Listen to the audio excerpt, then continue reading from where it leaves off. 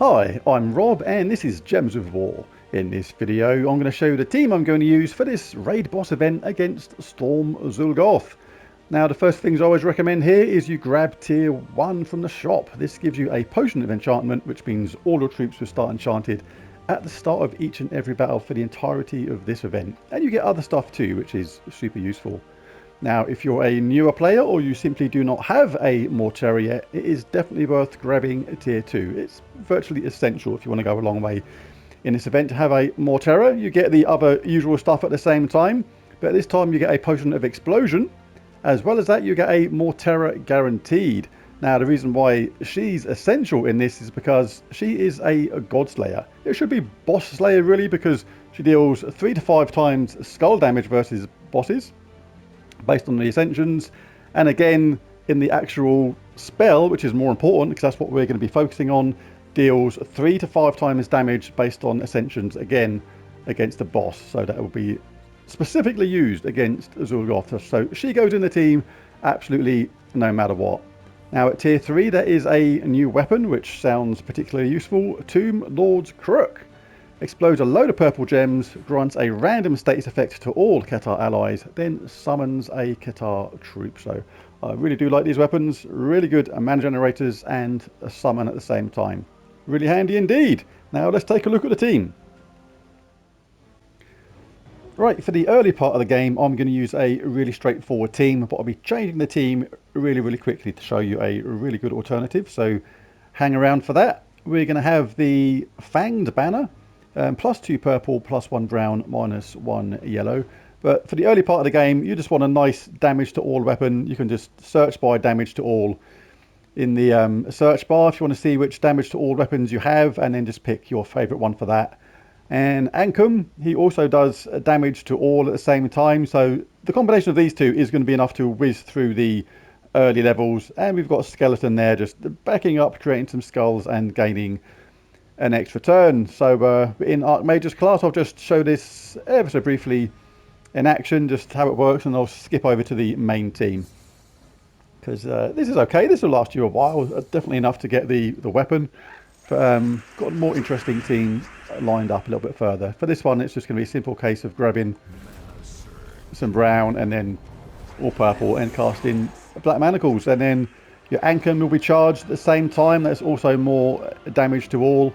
And you can do this a few times. I'll only do this a couple of times because otherwise it's just going to be a bit boring, because it's literally going to be doing the same thing again and again, and I'm sure you know how to do that. There we go, ready and win. That's literally all you're going to be doing, and with the Ankum as well. So let's change the team around and show you the better team to use, or the more fun team to use at least. Now I'll show the other team I'm going to use for this event, and this is the one I'm going to use the most, just because it's a little bit more interesting. The other one will last quite a while, but I like to change things up, and I'm going to give this one a whirl. We're going to use a Hunter's banner, +2 green, +1 red, -1 blue. And this is an interesting team just because of the way it works. Now we got the weapon here is going to be the Fire Ruby Staff. Deals a decent amount of scatter damage, boosted by my attack, life and armor at a 3:1 ratio, and then give all allies 2 to all skills. So basically this is going to go up in power every single time we cast it, but it gets better than that, because we're going to have Chief Dargon in first place, gives a load of attack to himself and all allies below him, and explodes a row, which is going to charge up mana. And he's pretty good as well. Stone Skin, reduced damage from skulls by 50%. Means he's pretty tanky in first slot. So he gives attack excuse me, to himself and all allies below, which is obviously the hero. So that scatter damage on our Fire Ruby Staff is going to go up in power when we cast the Fire Ruby Staff, and whenever Chief Dargon casts as well, because this weapon is boosted by my attack, which is going to go up. As well as that, Setite Warrior gives armor to an ally and then deals scatter damage equal to the ally's armor, but a 1:1 ratio. So we'll be casting this on our hero, which has a double effect, because first of all we increase the armor of the hero, which then increases that damage which Setite Warrior's spell does. But then when we cast this again, been doing even more damage because our armor has gone up even more. So it has a double effect. These three work really well hand in hand, and Mortera is just there to finish off Zul'Goth. It's pretty important. She's the only one that uses purple in this because we need to get purple to finish off Zul'Goth nice and early on the later stages. So it's a really simple team to use. You can scale these up as much as you want. You just cast Chief Dargon whenever you like. This is going to boost up our Fire Ruby Staff. You cast Setite Warrior onto the hero. This is going to increase the power of that even further. And we're in Titan class for this, and this is important. I'll explain why. We have a 50% start, which is really nice. And in the talent trees, we have Ferocity, which gains 4 attack, so that increases the power of our spell even further. Counter attack, if we do get damaged, we gain even more attack, which helps our spell. Stone Circle, all brown allies gain 3 armor. There's only 1, but it's better than pretty much nothing the other ones did. Storm Aura, create a dust storm at the start of a battle is important. We want some brown for this team. Rock Solid, that works really well with that because we want a barrier whenever we collect brown. This stops our armor going down should we ever have a chance to get hit, and that keeps our spell damage nice and high. Stone Mastery, gain bonus brown from brown gem matches. And Fortitude. And one more thing to check, because we're attack based on this or stats based, you want to go back and make sure you have the correct medals equipped, i.e. make sure you do not have the event medal equipped if the game will stop hanging on me. Thank you. So we want to make sure we're not in this set of medals, because that's my event medal there, so you want to go to something else which is going to be more relevant. I'm going to go for this 3 lots of medals of seasons plus 4 attack, life and armor for all troops. So obviously this helps the hero's damage even more, so let's go for that. Right, now back to the event. Raid boss.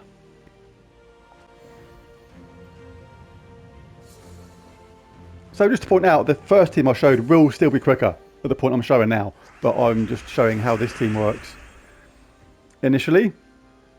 So we are enchanted at the start. We will get yellow or brown if we can.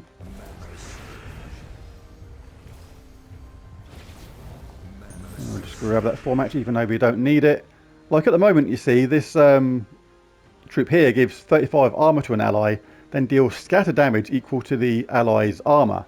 Now right now our armor, as you can see, is 123, but the boost right now is 116 on the Fire Ruby Staff, but this is only affected when we cast Setite Warrior.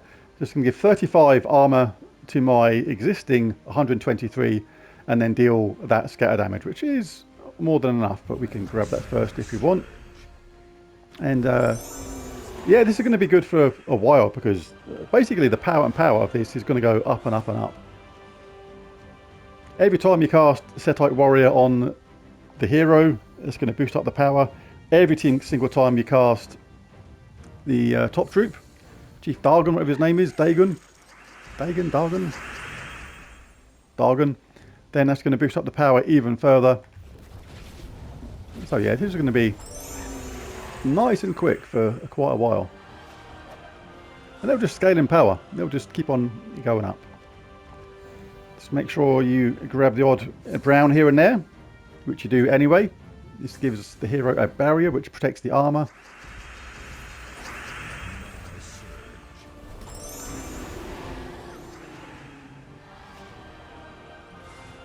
Easy wins. Right, now he is. The Mouldy Courgette has come along thinking he's all hard, but he only smells strong. So we're going to bash him into oblivion really quick. Still grab 4 matches when they're there.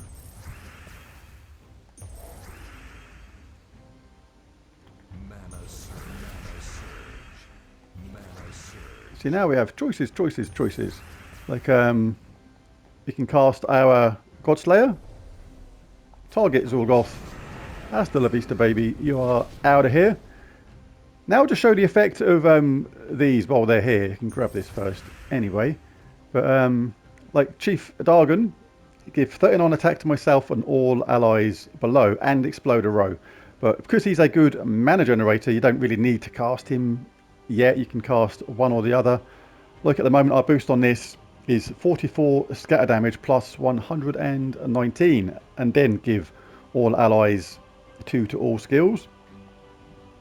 Setite Warrior, 35 armor would go onto our 5 Ruby Staff and then deal that 123 damage because it's based on the armor. So extremely good. And it obviously puts its power up on the next cast as well. So every time you cast Chief Dargon, every single time you cast Setite Warrior, you are making the 5 Ruby Staff just more and more powerful every single time. Super easy to use. If there's no green, then you can get brown. Always like to have a barrier early doors on this. Make sure our armor stays high. Keeps our power high. Whoever's ready to go first, cast them. Our 5 Ruby Staff will be ready in just a moment because of the effects of the enchantment. Didn't even need to think about using our Godslayer there. If we got the Godslayer up first, we'd have zapped Zul'Goth, and that would have meant that the 5 Ruby Staff would have probably one-shotted the rest of the team, because Zul'Goth wouldn't have been there. He'd have been in the bin with the rest of the mouldy cucumbers. Right, so this is okay right now, but as the enemy gets more powerful, a little tip here for newer players is you want to actually target getting the required colour for your Godslayer. You don't want to take any chances on Zul'Goth getting charged up. So we'll imagine we're in that situation. We'll get purple when we can. Get purple ready nice and early and just take Zul'Goth out. There's no such thing as getting rid of Zul'Goth too early. You want him gone. In this case, oh, there's plenty. It's going to easily knock them out. If you want more damage, you can cast Setite Warrior onto the 5 Ruby Staff first when they're both charged. Obviously that gives that a boost, and then when you cast the 5 Ruby Staff, that power is increased because of what Setite Warrior just put upon it. I do hope that made sense. Right, we won't cast this just yet because this is not going to be enough. 116 and 44 is something like 160. So we'll concentrate on getting our Godslayer up first. That extra damage we take off Zul'Goth. Kaboosh, see you later. And we can cast that, because that will be enough.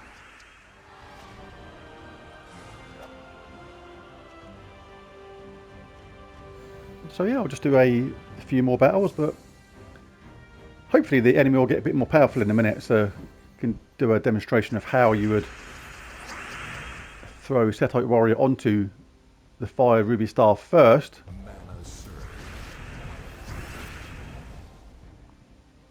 To increase its damage output, but there we go, we've got enough to take out them first. The cool thing about this is as well, is these teams that jumble the team around like this, it doesn't actually matter. It literally doesn't matter. Like the only thing that you lose on this is Chief Dargon, wherever he's gone. Like it does affect his spell slightly, but that's not actually essential. It's more like a bonus benefit in a way. Not sure if that's enough, so we'll do this first. There you go, and that wasn't quite enough, so we can cast a 5 Ruby Staff now. The boost is plus 128, which is way more than we need.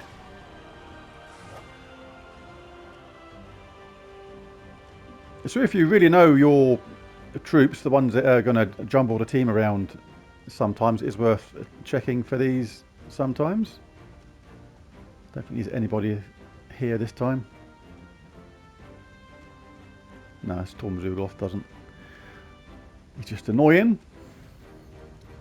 So in those teams where you may have somebody that's going to jumble the team around, because we do get affected by that slightly, I suppose, because Chief Dargon is at the top for a reason, then try and cast Chief Dargon as quickly as possible to get the benefit of that. That's boosted up our 5 Ruby Staff. They've got some cheeky submerged tomfoolery going on. Not for long.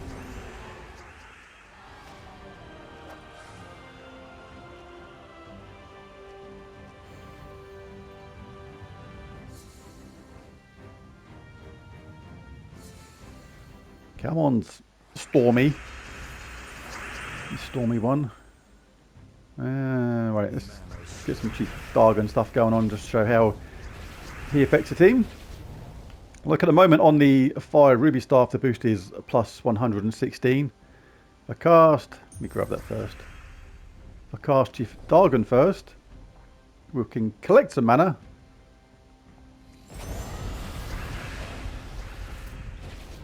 And now the boost has gone to plus 130. Now we can collect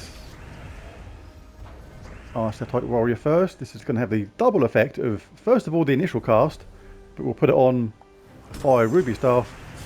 That's going to boost that even further. It's now boost 142. And they had some more cheeky submerge antics going on. Let's not take any chances with Zul'Goth, even though he's only got 3 health. Now we can just finish off the team. That's why it's good to get rid of Zul'Goth first. With him gone, that second cast would have absolutely been enough.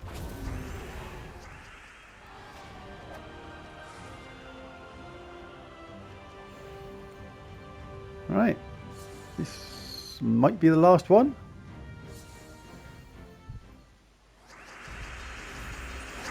Pretty easy, like if you need to cast these more than once, you can let Chief Dargon charge up first, and then that's increased the power of the Fire Ruby Staff by like plenty.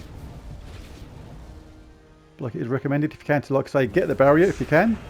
As a double effect, you get mana for Satellite Warrior, and it gives a barrier to the Fire Ruby Staff hero, which it keeps its stats nice and high, which means it does more damage. Now let's get our Godslayer up first. We'll take Zully Boy out. Kaboosh. Cast this onto our Fire Ruby Staff. We get the initial load of damage, and we've got plenty to kill the enemy with loads in reserve. The boost is plus 128. And Chief Dargon would have been ready next round to increase the damage of the Fire Ruby Staff even further, as well as generate a load of mana for the team. I'm going to just do one more. I'll grab another load just for the sake of the video. Get Potion of Explosion 2, and because I want that anyway, may as well do it. Right, what I'm going to do, I'm going to pause the video right here and then come back on some higher levels. Right, I've jumped forward a few stages now and got a couple of sigils left, and this is a level 125 Zul'Goth. Best part of 300 armor and life. So the deal is pretty much the same as it was before, to be honest. Like just grab any 4 matches which are there, charge up the Godslayer nice and quickly if you can. Now I'm not going to kill Zul'Goth straight away, even with 1 hit here. But we are going to reduce his health by quite a lot. Now, when you got all 3 of these ready, you cast Chief Dargon first. The handy thing about this is, say for example, the first troop had a barrier, you target somewhere where you're going to take out a skull at the same time, and that would take out that barrier really cheaply and easily if they had one. And then you're going to cast Satellite Warrior onto the weapon, which deals a load more damage. And that's been boosted twice now. Now does 142 damage, along with its standard 44, 186. But this will get boosted as it casts. Now we just have to cast one of them one more time, and we will be done. He says with a mouthful of cheese. Maybe not. Mouthful of marshmallows. Right, so this is gonna do a bunch of damage and say goodbye to the rest of their team. 290 damage to the boss. Last battle. This is working really, really well.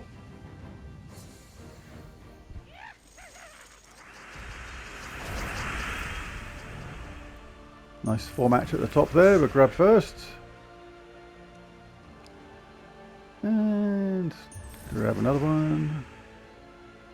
There's no harm in casting this initially first straight away, but it's a good habit to get into to get rid of Zul'Goth nice and early, and where that's the only purple match on the board, I want to make sure I get that.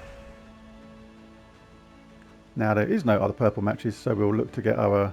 Actually, we'll dish out some skull damage first. All helps the scatter damage. Now the cool thing about scatter damage is, if you've not kind of noticed, it does the exact opposite in a way of damage to all. Damage to all starts out strong because it does the set amount of damage to all enemies. But as there's less enemies, obviously the damage to all goes down. Scatter damage does the exact opposite. It starts weaker because the scatter damage is spread out between all enemies, but it actually gets stronger as there's less and less enemies. As there's 3, 2, then 1 enemies, that scatter damage is concentrated entirely on those troops, so it actually gets stronger as there's less enemies, which is why it's important to take out someone nice and early. Again, let's cast this. Let's get some mana for the rest of the team. We can now cast this. The boost is plus 142. They survive because they are submerged, which is annoying, but we can deal with them in due course.